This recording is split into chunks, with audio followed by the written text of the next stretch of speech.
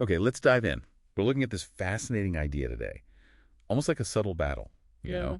happening right now, not over land or resources, but something much more personal, your mind, specifically your imagination. Yeah, and the source material you shared, Navigating the Unseen Battle for the Imagination, really digs into this. It does. It frames it as the unseen battle. Right, unseen because it's not like overt force, it's more sophisticated. A Mhm. struggle for what it calls uh, cognitive and emotional sovereignty. Sovereignty.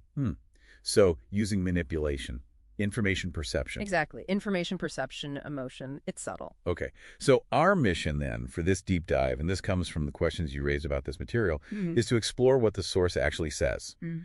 How external forces might be impacting how you think, how you create, Where your own agency fits in. right? And crucially, what practical steps you can actually, do. And the source lays out a kind of sequence, doesn't it? It talks about external forces working to compromise your internal agency. Leading to what it calls the hijacked imagination. Yes. Understanding that sequence seems key because it suggests that working on your internal agency, strengthening that, is where you have the most power, the most leverage. Makes sense. So let's talk about those external forces. What does the source point to? Things like just the sheer amount of information we face. Oh, definitely. Information overload.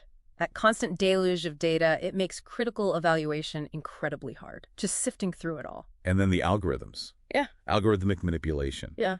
How platforms sort of curate what you see. Precisely. Based on engagement, right. Keep you clicking. But the source argues this often just reinforces your existing biases. It limits your exposure to different views. Which really gets right to one of the core questions you had. Is this what mind control looks like today? Yeah, and the source has a pretty sharp take here. It suggests modern mind control, if you want to call it that, isn't about forcing specific beliefs down your throat. Uh-huh. It's more subtle. It's about shaping the conditions, the environment in which you think. Creating these environments where certain narratives just seem dominant, obvious even, and others just fade away. It's insidious because you often don't even recognize it's happening. You think the ideas are your own or just objective fact? Exactly, without seeing the external shaping influence. Wow. Okay, so how do you build resilience against something so, pervasive and subtle? That was another key thing you wanted to pull from the source. Resilience, according to the source, isn't passive. It's not just putting up a wall. It's active. Very active. Cultivating your internal agency. So sharpening critical thinking skills, really learning to analyze information, question the assumptions behind it, look for, agendas. And digital literacy, too. Understanding the tech itself. Absolutely. Understanding how algorithms work, how platforms are designed to grab and hold your attention.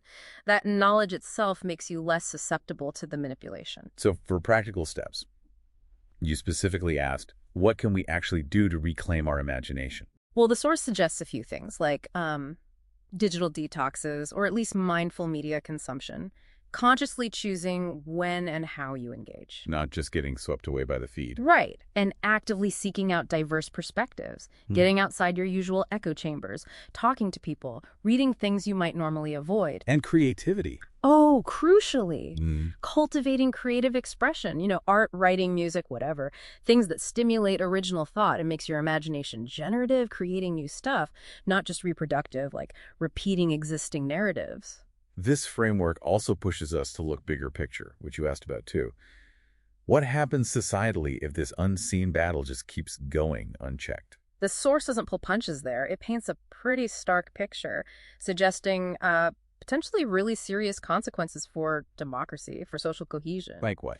Well, if lots of people can't think critically or imagine alternatives because their imagination is, hijacked, that can lead to deep polarization, makes people extremely vulnerable to disinformation. And erodes civic engagement. Yeah, meaningful engagement. It sort of eats away at the foundations of a healthy society. So technology's role in this, Yeah. is it just the bad guy? Or can it be part of the solution? The source seems pretty balanced, actually. It sees tech as an amplifier, neutral in itself, but incredibly powerful. Okay. It's definitely the main vector for those external forces, the algorithms, the overload. But the source also points out its potential as a tool. How so? Unprecedented access to diverse information if you seek it, tools for connecting people for collective action, ways to spread educational resources like digital literacy programs. So the challenge is ethical design. Right. And us learning to use it better. Essentially, yes. Ethical design and cultivating both individual and collective literacy to wield these powerful tools constructively. Right. So wrapping this deep dive up, Mm-hmm. the source basically presents this unseen battle as a really defining challenge of our time, the information age. Yes, and it really emphasizes that navigating it needs that two-pronged approach. Yeah. You strengthening your own individual agency, critical skills, self-awareness, Yeah. while also tackling the systemic stuff. Through collective action, education, maybe thoughtful policy. Which brings us right to that final, powerful thought the source leaves us chewing on. What actually happens if this battle continues unchecked? Yeah, the source suggests winning or losing this battle determines the very quality of future human experience, civilization even. And when you layer on emerging challenges, Mhm. like AI-driven disinformation, deepfakes, Yeah. stuff that's designed to intensify these exact pressures, Mm-hmm. how does that change how we need to think about protecting our imagination, our agency going forward? It definitely gives you something to think about. A lot to consider there.